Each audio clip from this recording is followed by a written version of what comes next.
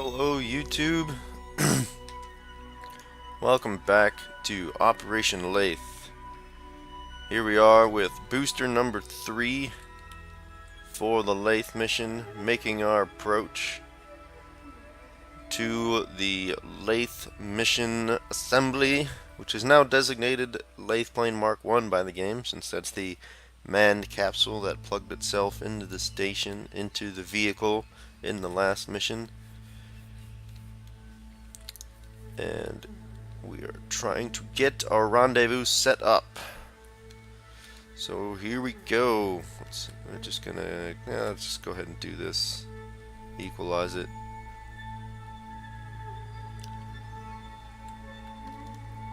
Alright, and this will be the first docking I've attempted with the plane already underneath it, so I wanted to bring this to you guys rather than just show you the final assembled vehicle.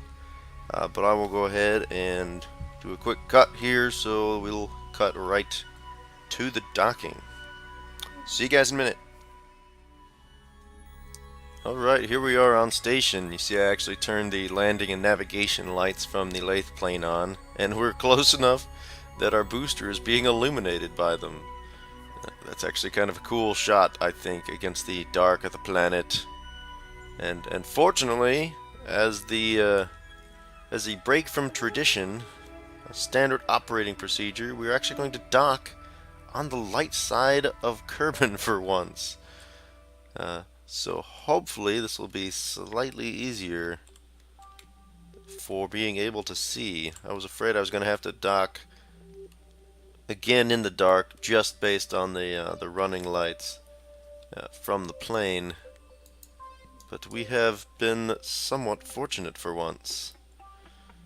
Alright, so we're just gonna ease in. I'm gonna get positioned underneath this. I've got this in chase camera so that I can tell exactly how this booster is going to respond, and we're aiming for this port above and to the right of the space plane. Alright, so we've got that target on the track on the 90. So now we just have to move the velocity vector over there and bring it down to the horizon. Because when we want the pink mark to be down on the horizon, because that will indicate to us that that we have the correct orientation.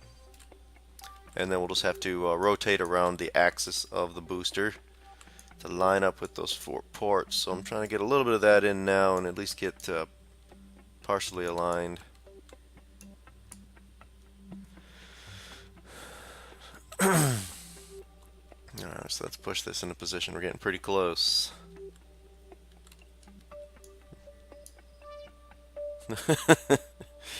That looks funny in the red light of that. You know what? I got the brake lights on too, I think. So that's what's probably illuminating the vehicle at this point. It's the brake lights.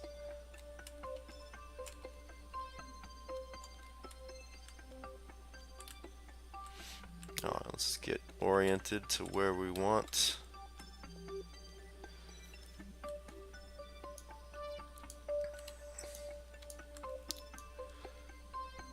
And at some point we're basically just going to stop using the gimbal and just eyeball it in. But for now, still trying to get in position.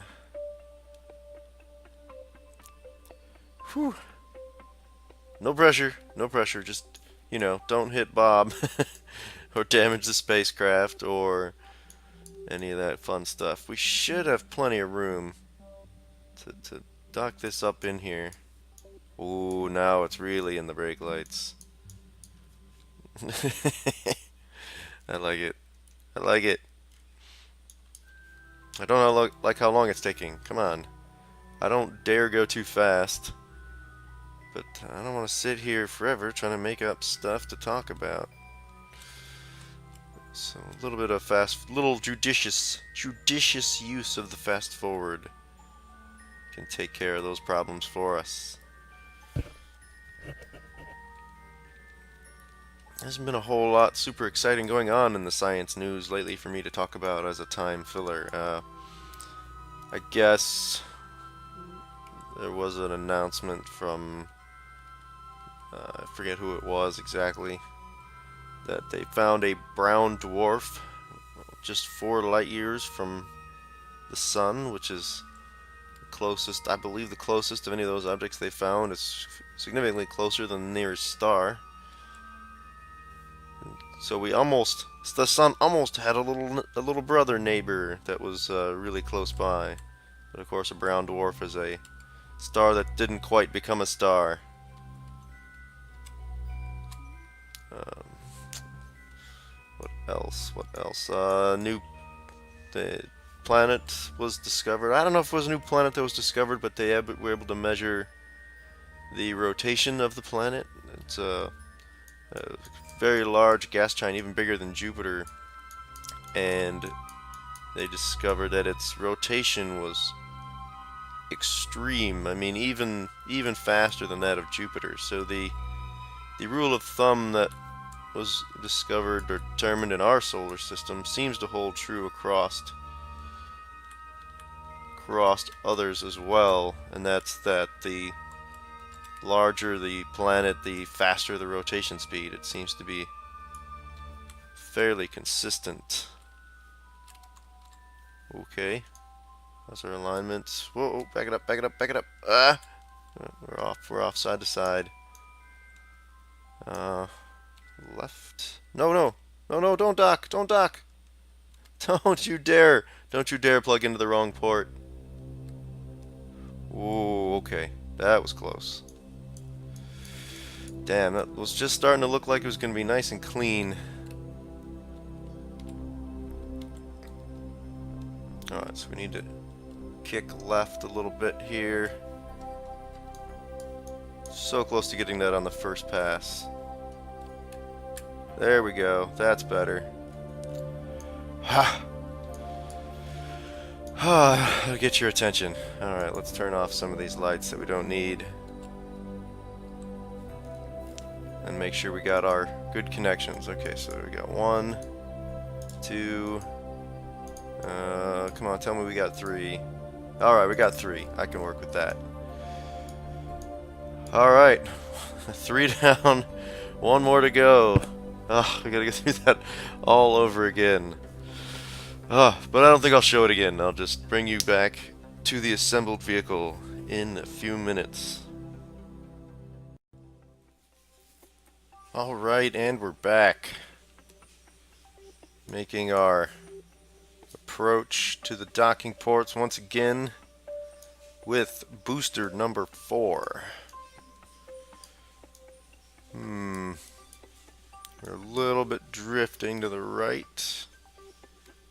And just pull it back. Kick it back to the side. And amazingly, we're having a second daylight docking in the same episode. I don't know if that's ever happened. These dockings do always seem to take place on the dark side. Come on. I'm drifting a bit here. Let's keep the pointing on. Alright, come on. I gotta stop my forward speed and get this this orientation in. Or this vertical translation in position. Okay, looks like we're good. Let's give it a little burst forward of the RCS. Up! Oh, I didn't cancel out my vertical speed. Come on, get back on there, get back on there. Up. Come on, settle it in. Come on. Nope, get the right ports.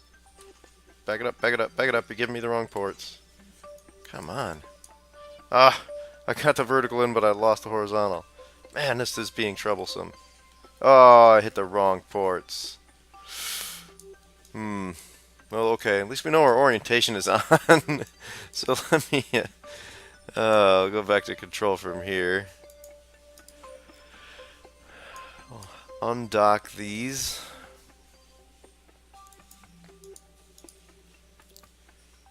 No, it's not at all what I wanted. Damn it, I said on... Oh. Here, I'll control from that port. I have to undock both of them, apparently. Okay. Let's back it up. Back it up. Back it up. Over to the side. Over to the side. Stay on pointing. Come on. Don't lose your orientation on me. And don't hit the space plane.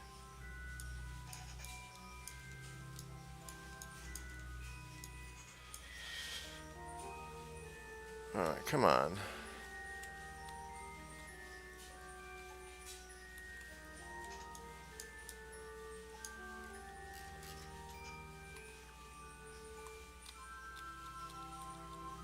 Alright, that looks decent from that direction, although we're still drifting a bit. Come on, settle it in. Settle it in! And we've shifted to the side again. Too many dimensions. Too many dimensions!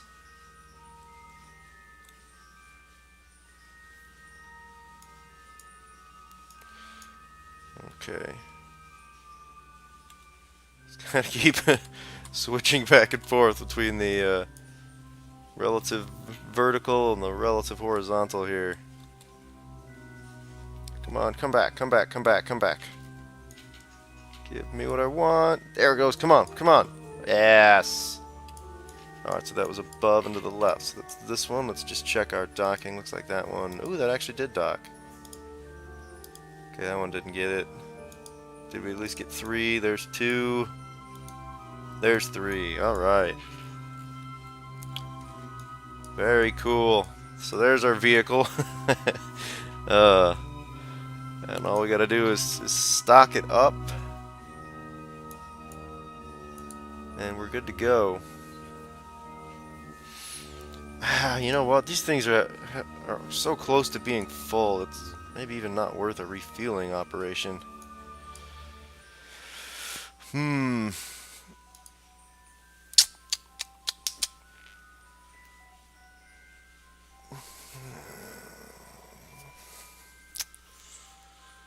Darn it. Now I don't know what I want to do. Yeah, okay, alright. Let's just stick to the plan. Let's just top all these tanks off. I've got that that refueling tank out here at the space station. I can just bring this on down, I think.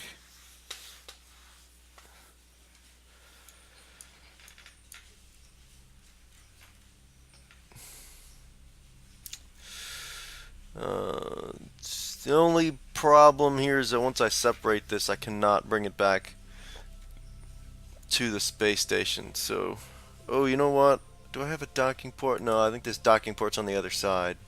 So I actually can't use this. Rat. That would have been nice. Okay.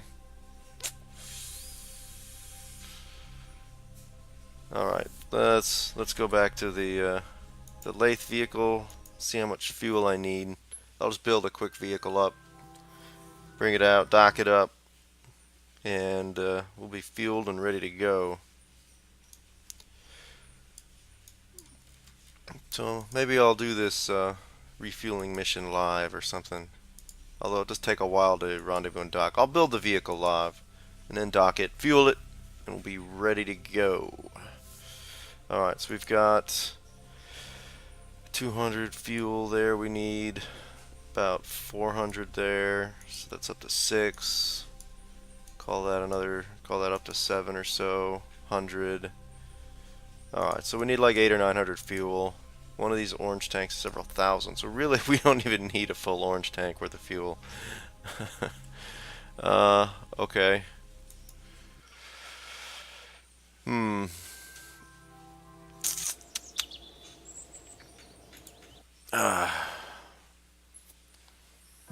Alright, whatever. Well, we'll send an orange tank anyway, because it's sort of the standard unit of refueling, is 1 orange tank.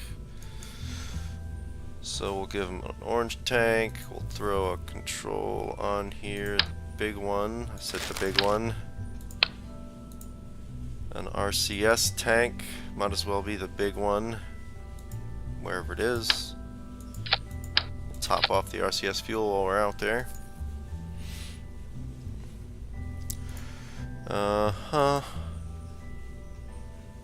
Large docking port. Large docking port, where are you? Oh, and we'll throw in the large SAS module. And how about a smallish engine? Like the Poodle. Smallish for the 2.5 meter parts, anyway.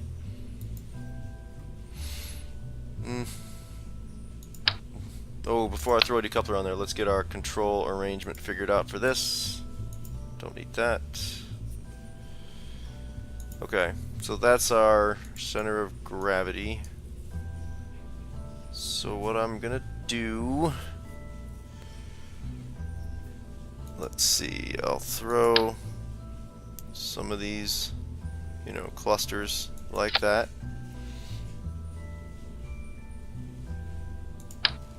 Then I'll just throw one up basically at either end of this orange tank. And to give us a little bit of extra lateral, we'll throw some of these linear ones in as well. Because that's always the trouble with these big things, these big tanks full of fuel, is trying to get lateral control.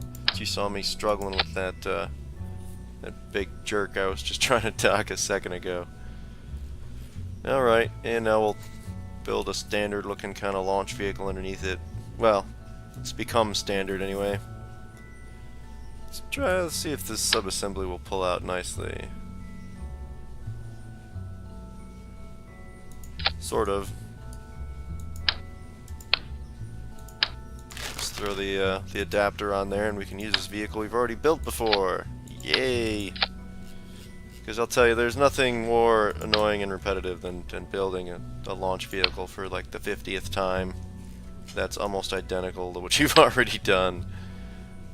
So if you can reuse something, that's definitely the way to go. Oh, it looks like all the fuel lines and that even came over correctly. This might be overkill to launch this single orange tank into orbit, but whatever. Whatever I say, it saved me a lot of time. Not even gonna bother to name the spacecraft. Get back on the spaceship. Alright. You know, this big refueling orange tank is actually going to feel maneuverable, I think, compared to those big jerks we've been trying to deal with lately. Oh, this is going to be way more of a launch vehicle than I could possibly need for this. Oh, wait, a thought just occurred to me. Back to the vehicle assembly building.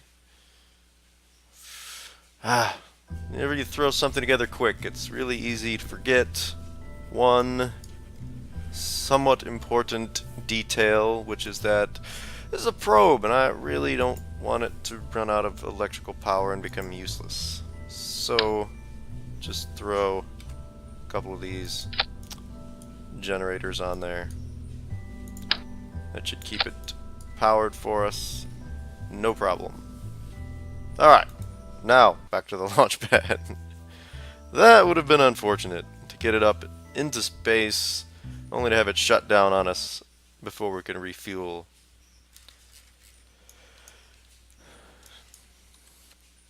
Alright. Where's my... Oh, of course it's on the other side of the planet. Alright, we'll fast forward, let it come around, and just jump on up there. Top off the tanks. And we'll be ready to head out. Whoop, okay, right about there. Actually, I might have waited even too long.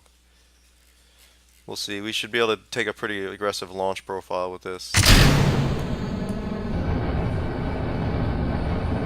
Interesting. Why'd that happen? Something is still connected or something. What the hell?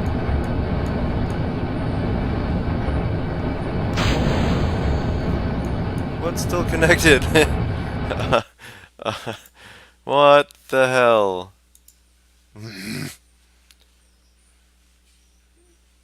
It's like one of the launch clamps didn't disconnect or something.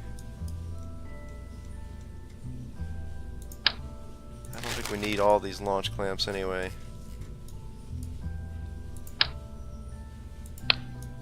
Should definitely have enough power.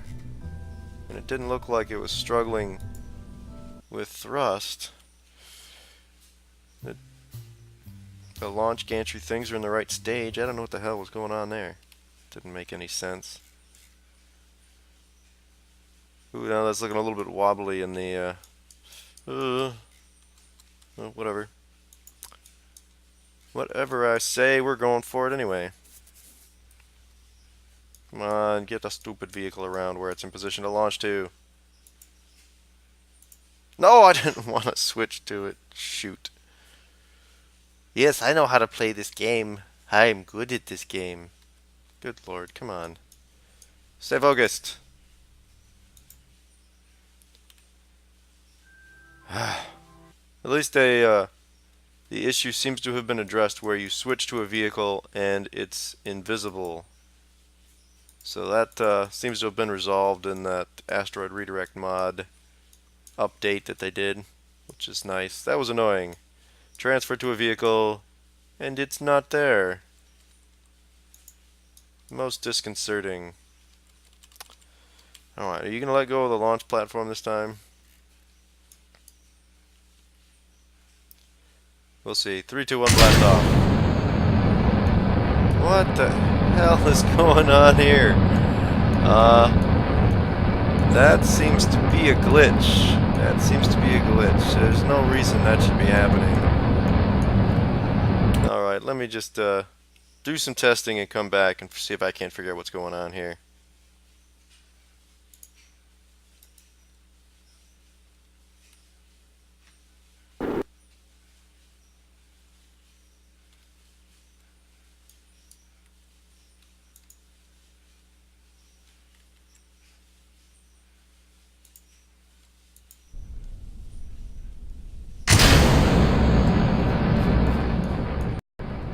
Ah, we're back.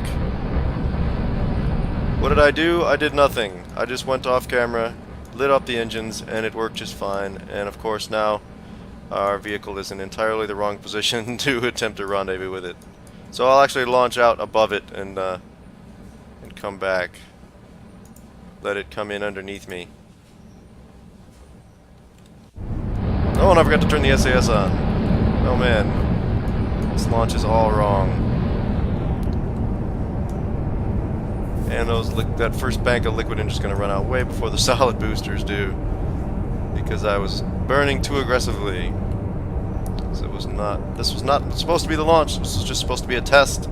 But since it worked, we're just going to go with it. I will take what I can get at this stage. Come on. Speaking of staging, come on, I want to drop these tanks. Like, you don't dare let go of those solid fuel boosters until they're burned out, because they will rocket around, smash into the spacecraft, and do other unfortunate things to your vehicle.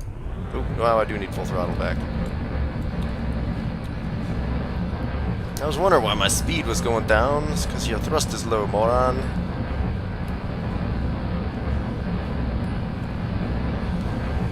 Alright, alright. Now it's moving nicely. Look at that. It's just flying up. Well, it is flying. You know what I mean. The speed is flying up. I'm actually going to throttle back just a bit, so we don't waste energy heating up the atmosphere with the friction of our passage.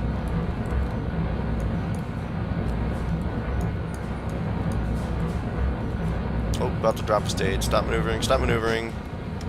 Bye-bye stage. Alright, resume maneuvering. Down to the 435. Back to full throttle. Alright, how's that looking? Our inclination is okay. Speed is coming up nicely. Yeah, this is maybe not hugely efficient. We'll probably end up with a bunch of the fuel in this center stage left and just waste it. But whatever. Don't care. Don't care. We have one thing we're trying to do here. We're trying to get to Laythe, and we need the fuel. So we're just gonna make it happen. Now this is one of those operations that, you know, when money works its way into Kerbal Space Program and you have to pay for your fuel and things, that you might try to find better, more efficient ways to do things. But for now, brute force it is. Stop wiggling around. Just stay on target, damn it. These spacecraft are like little rascals. They just don't want to go where they want to go everywhere but where you're telling them to go.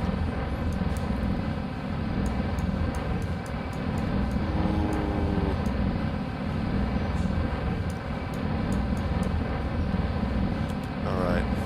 Now let's lay this down a little bit, pick up some horizontal speed. That sounded like a stage running dry. Bye-bye, a stage. Yeah, this is way more launch vehicle than I actually needed for this particular payload. Whatever. Whatever.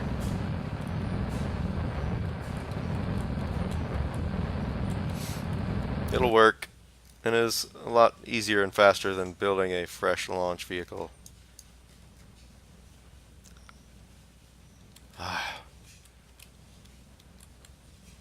We're doing the same thing that real space programs do. And you think NASA builds or designs a launch vehicle and uses it once? No. You design it, or rather they actually pay somebody else to design it these days. And then they use it as many times as they can get away with. Although typically not the same vehicle, but you know, the same design. Over and over again. Just because they know how it works. It's understood. The design costs are, you know, quite high. You need lots of skilled people, engineers and draftsmen and all sorts of things to develop new vehicles. So things like the Atlas V rockets have been used for all sorts of different payloads. You know, and there's lighter ones, of course. The Atlas V is a big one, but there's plenty of lighter vehicles that carry satellites and other sorts of things all over the place. Reusable, well, multiple uses of the same design. Reusable rockets is sort of the next goal, so that you can have the same exact vehicle launch multiple times, which is what companies like SpaceX are doing, or trying to do anyway. Alright, so let's get up into a 200 kilometer, you know, parking situation. And whoops, that's the opposite of what I wanted to do. And that should give us, let the vehicle come underneath us fairly quickly.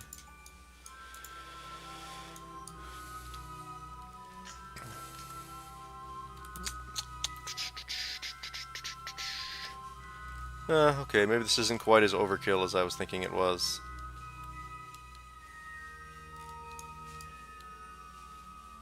Come on, RCS, help me turn this big pig around.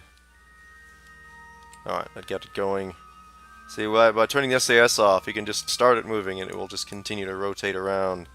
So you can save some of your maneuvering fuel as long as you're a little bit patient, waiting for it to do its little pirouette. Ooh.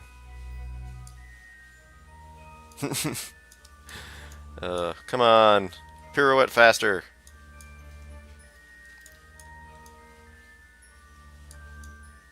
Where the hell's my maneuver node? Did I go the long way again? I must have. Yep, I went the long way. Rats. I went 3/4 of the way around the ball and I could have just gone the other way. Oh, whatever. Didn't cost me any fuel once I got it started, so. And this thing has just a ton of RCS fuel, far more than I need to refuel the vehicle. Which honestly probably doesn't need all that much RCS restocking anyway. And we'll settle you in there. We'll use the ultimate RCS. Whoa!